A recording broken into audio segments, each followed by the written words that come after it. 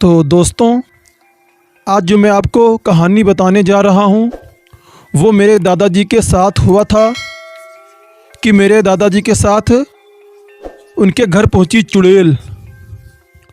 दोस्तों, दिसंबर के कड़ी ठंडक का समय, घना कोहरा था और दादाजी शहर में क्लर्क थे।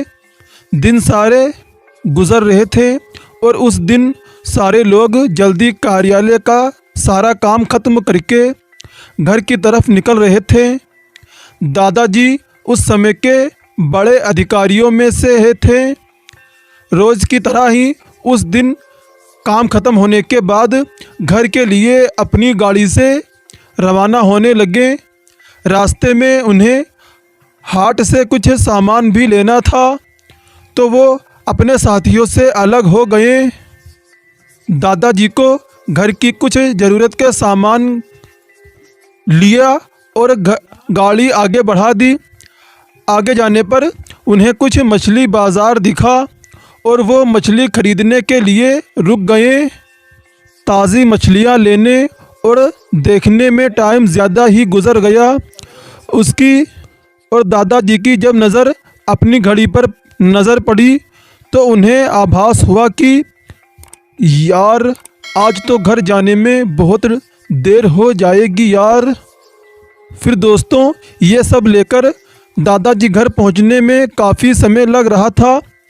फिर यही सब सोचकर उन्होंने सोचा कि क्यों ना जंगल के रास्ते से निकला जाए, तो जल्दी पहुंच जाऊंगा। तो उन्होंने अपना रास्ता बदला और जंगल की तरफ अपनी गाड़ी को घुमा लिया। दोस्तों, रात के 10 बज चुके थे। गाड़ी तेज़ रफ्तार से आगे बढ़ रही थी। तभी अचानक तेज़ ब्रेक के साथ गाड़ी को रोकना पड़ा दादाजी को, क्योंकि उनकी गाड़ी के आगे ठीक एक औरत ज़ोर ज़ोर से रो रही थी। उन्होंने सोचा, इस वीराने में ये औरत क्या कर रही है यार। और दादाजी को लगा कि कोई मजदूर की पत्नी होगी जो नाराज़ होकर घर छोड़कर जंगल में भाग आई है। तो दादाजी ने उस औरत से पूछा,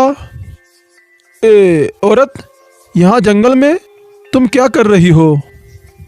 लेकिन दोस्तों, उस औरत ने कोई जवाब ना दिया और वो ज़ोर ज़ोर से रोने लगी और सारे जंगल में उसकी रोने की सिसकियाँ गूंज रही थी। फिर दादाजी ने पूछा, औरत, तुम्हारा घर कहाँ है? लेकिन फिर भी वो औरत कुछ भी ना बोली। तब दादाजी ने कहा, औरत, चलो आज मेरे घर में रहना।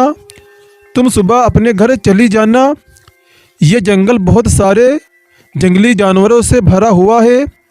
रात भर यहाँ मत रुको। चलो आज मेरे घर में सबके लिए खाना बना देना और कल सुबह अपने घर चली जाना। औरत, मेरी बात मानो, यहाँ मत रुको। फिर दोस्तों, जैसे ही दादाजी की बात उस औरत ने सुना तो झट से वो औरत तैयार हो गई और गाड़ी में पीछे की सीट पर बैठ गई। सिर में बड़ा सा घूंघट डालने की वजह से उसका चेहरा छिपा हुआ था। कुछ ही देर में गाड़ी घर के दरवाजे पर थी। घर के लोग कब से उनकी राह देख रहे थे। गाड़ी रुकते ही माँ ने पूछा, आज तो बहुत देर हो गई है बेटा, और सारे लोग आ भी चुके हैं बेटा। तब दादाजी ने सारी बातें अपनी माँ को बताईं और कहा कि माँ, आज खाना इस लड़की से बनवा लो, कल सुबह ये अपने घर चली जाएगी। इतनी रात को बेचारी जंगल में कहाँ भटकती, इसीलिए मैं इसे यहाँ ले आया। पर दोस्तों, माँ को कुछ संदेह हो रहा था कि कहीं चोर तो नहीं, जो रात को सोने के बाद खाना बनाने समय कहीं घर के सामान ही चुरा कर ना ले जाए। पर दोस्तों, बेटे की बात पर कैसे इनकार कर सकती थी। फिर दादाजी की माँ ने उस औरत को कहा, देखो बेटी, आज तो मैं रख लेती हूँ, लेकिन कल सुबह होते ही यहाँ से तुम चली जाना और जाओ रसोई में ये सामान उठाकर ले जाओ और खाना बना दो। उसने फिर से जवाब कोई भी नहीं दिया। बस वो औरत हूँ हूँ हूँ की धुनी सी बाहर आई और वो सारा सामान लेकर माँ के पीछे पीछे चल दी। रसोई में सारा सामान रखकर माँ ने उसे खाना जल्दी बनाने की सख्त हिदायत दी और वहाँ से चली गई। लेकिन उनका मन कुछ परेशान सा था। फिर दोस्तों 5 मिनट में रसोई में उसे देखने चली गई कि वो औरत क्या कर रही है और उसका चेहरा भी देखना चाहती थी। लेकिन माँ वहाँ पहुँची तो देखा कि वो मछलियों का थैला निकाल रही थी और दादाजी की माँ को बहुत ज़ोर से गुस्से में कहना पड़ा, ए औरत, सब खाने का इंतज़ार कर रहे हैं और तुम अभी तक मछलियाँ ही निकाल रही हो। कल सुबह तक बनाओगी क्या? और उसके सर पर घूंघट अभी भी था तो चेहरा देखना मुश्किल था। फिर उन्होंने उससे कहा, तुम जल्दी से खाने की तैयारी करो, मैं आग सुलगा देती हूँ, काम जल्दी हो जाएगा। और वो जल्दी से चूल्हा जलाने की तैयारी करने लगी, लेकिन साथ ही वो उसका चेहरा देखने की भी कोशिश कर रही थी। लेकिन वो जितना देखने की कोशिश करती और पल्लू वो खींच लेती थी।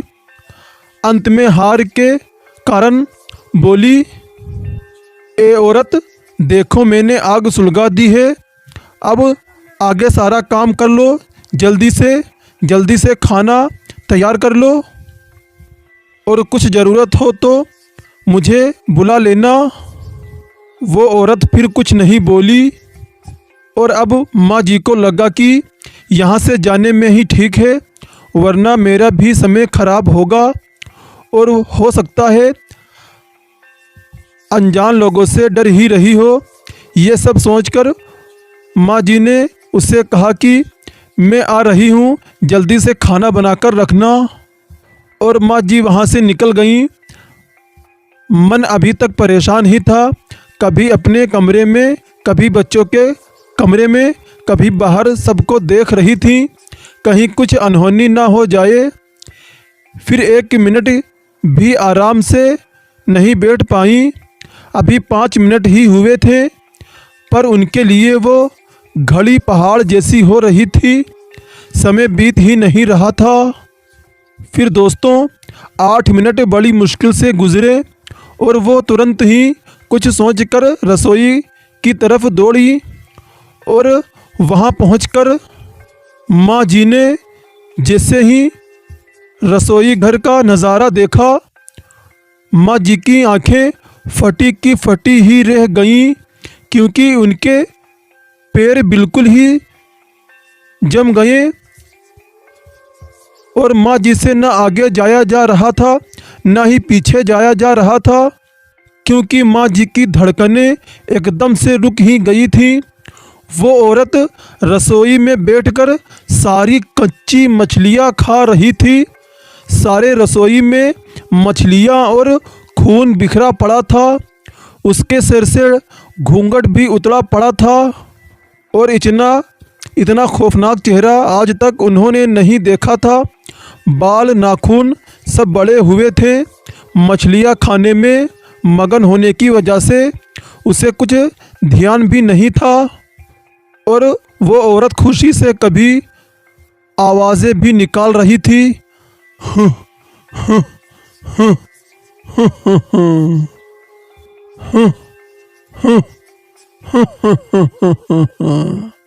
ऐसी ही आवाज़ें गूंज रही थी और रसोई घर पिछवाड़े होने की वजह से और लोगों का ध्यान भी इधर नहीं आ रहा था। माँ को भी कुछ समझ आ नहीं रहा था कि चिल्लाने से कहीं घर के लोगों को नुकसान ना पहुँच जाए। वो चुड़ैल से अपने घर को कैसे बचाएं उन्हें समझ नहीं आ रहा था। बस मन ही मन उनके दिमाग में एक आइडिया आ रहा था और अचानक से माँ जी आगे बढ़ने लगी उसकी तरफ और झट से एक थाल लिया और चूल्हे की तरफ दौड़ी। उस चुड़ैल की नज़र भी माँ पर पड़ चुकी थी, सो वो भी कुछ सोचकर उठी, अपनी जगह से उठी और माँ कुछ भी देर नहीं करना चाहती थी। उन्हें पता था कि आज अगर ज़रा भी लापरवाही हुई तो अनहोनी हो जाएगी। और उस चुड़ैल के कुछ करने से पहले ही उन्होंने चूल्हे तक पहुंचना था और चूल्हे के पास पहुंचकर उन्होंने जलता हुआ कोयला थाल में भर लिया और चुड़ैल की तरफ लेकर ज़ोर से फेंका।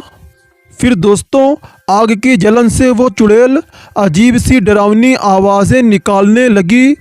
अब तो उसकी आवाज़ें बाहर भी जा रही थी। सारे लोग रसोई घर की तरफ भागने लगे। वो चुड़ैल ज़ोर ज़ोर से चीख रही थी, हा हा हा हा हा हा हा हा हा हा। ऐसी ही आवाज़ें निकाल रही थी और पूरे रसोई में दौड़ रही थी और माँ को पकड़ना भी चाहती थी। लेकिन अब सारे लोग रसोई घर में आ चुके थे तो लोगों की भीड़ देखकर वो भी डर गई। फिर दोस्तों, लोगों की भीड़ को फांदते हुए वो चुड़ैल बाहर जंगल की तरफ भागी और सारे लोग ये मंजर देखकर डर से कांपने लगे और मन ही माँ को हिम्मत देने लगे।